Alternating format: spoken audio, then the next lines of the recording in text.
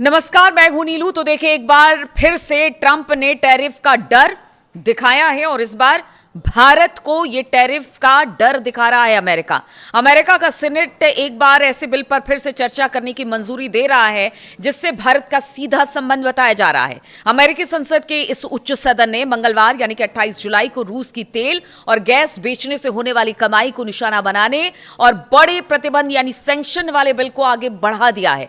Bill pass करने की ओर पहला कदम यह माना जा रहा है। अगर अब यह बिल निचले सदन से भी पास हो जाता है तो राष्ट्रपति डोनाल्ड ट्रंप को यह पावर मिल जाएगा कि वो रूस से तेल खरीदने वाले भारत जैसे देशों पर 100% का टैरिफ लगा सकते हैं। 100% का टैरिफ लगा सकते हैं। आप समझिए कि अगर ये बिल पास होता है तो कितनी ज्यादा मुश्किलें उन देशों के लिए जो कि सीधे रूस से तेल खरीदते हैं। जब सीनेट में इस बिल पर वोटिंग हो रही थी तब यूक्रेन के राष्ट्रपति जेलेंस्की सीनेट गैलरी में देखे गए।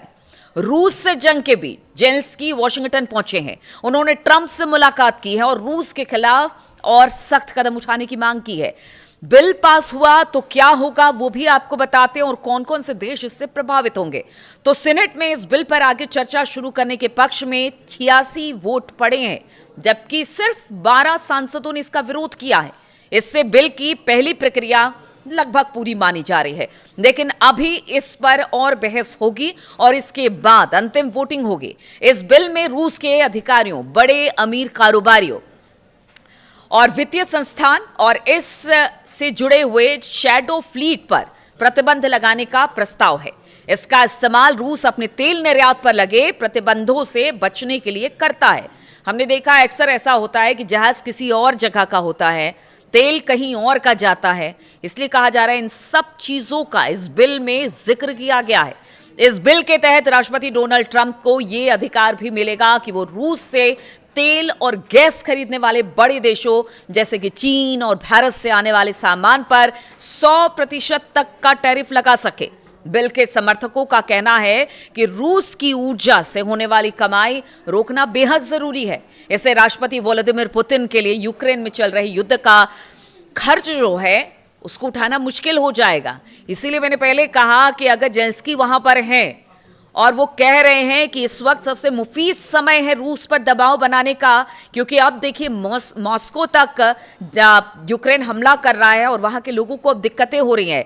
ऐसे में पीछे 4 साल से जो युद्ध चल रहा है यूक्रेन और रूस के बीच में, उससे कहीं ना कहीं स्थिति तो रूस की बिगड़ी है और जेलेंस्की यही बताने के लिए पहुंचे हैं कि देखिए मुफीद समय है पुतिन पर दबाव बनाने का और अगर ये बिल पास होता है तो ये मुश्किल रूस के लिए भी होगी और उन देशों के लिए भी हो जाएगी जो यहां से तेल और गैस खरीदते हैं।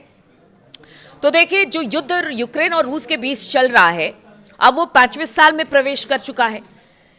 ये जो वोटिंग हुई है इस बिल पर, उस वोटिंग की बैठक से कुछ जो वोटिंग हुआ है उससे पहले जो बैठक हुई उससे कुछ पहले की बात है कि जेलेंस्की ने व्हाइट हाउस में डोनाल्ड ट्रंप से मुलाकात की और इसके बाद उन्होंने रिपब्लिकन सांसद लिंडसी ग्राहम के अंतिम संस्कार में भी वो शामिल हुए। हमने देखा कि किस तरह से लिंडसी ग्राहम के अंतिम संस्कार में अलग अलग देशों के राजनयिक पहुंचे थे। अमेरिकी कांग्रेस में यूक्रेन के सबसे मजबूत समर्थकों में गिने जाते थे लिंडसे ग्राहम और बाद में जेलेंस्की की वोटिंग से पहले अमेरिकी सीनेटरों को भी ये संबोधित किया। उन्होंने यूक्रेन के समर्थन और रूस का सख्त प्रतिबंध लगाने की अपील की। ये हम बात जेलेंस्की की कर रहे हैं कि देखिए वो अमेरिका पहुंचते हैं, व्हाइट हाउस जाते हैं, वो अंतिम संस्कार में पहुंचते हैं, उसके बाद वो संसद पहुंचते हैं, वहां अपनी बात रखते हैं और इस बात में उन्होंने कहा कि लड़ाई लगातार तेज हो रही है यानी रूस और यूक्रेन में, और अमेरिका की अगुवाई में चल रही शांति कोशिशें अभी तक आगे नहीं बढ़ पाई है।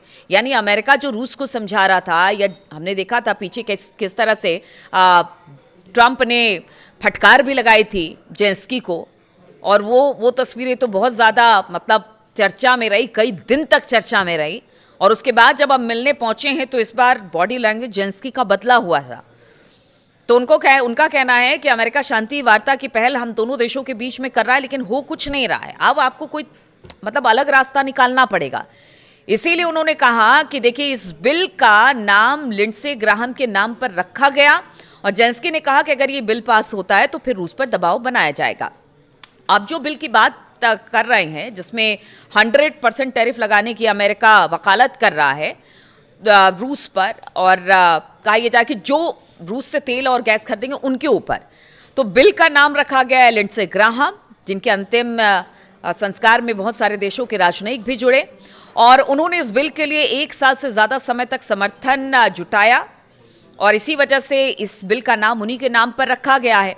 इसी महीने उनकी अचानक मौत हो गई थी। कुछ समय पहले व्हाइट हाउस के साथ इस बिल के बदले हुए मसौदे पर भी सहमति बन गई थी। हम आपको बता दें कि अमेरिकी संसद की निचली सदन यानी कि हाउस ऑफ रिप्रेजेंटेटिव पहले ही अपनी गर्मी की छुट्टियों पर जा चुकी है, इसलिए संभावना कम है कि ये बिल सितंबर से पहले पेश किया जाएगा। लेकिन अगर ये बिल आता है तो ये रूस के लिए भी अच्छा नहीं है, उन देशों के लिए भी अच्छा नहीं है, खास तौर पर चीन और भारत के लिए तो बिल्कुल अच्छा नहीं है अगर ये बिल निचली सदन से भी पास हो जाता है और इम्प्लीमेंट हो जाता है। तो फिर सोचिए कि 100% टैरिफ ट्रंप लगाने की तरफ आगे बढ़ रहे हैं। एक तरह से रूस पर भी नकेल है, उन देशों पर भी नकेल हो जाएगी।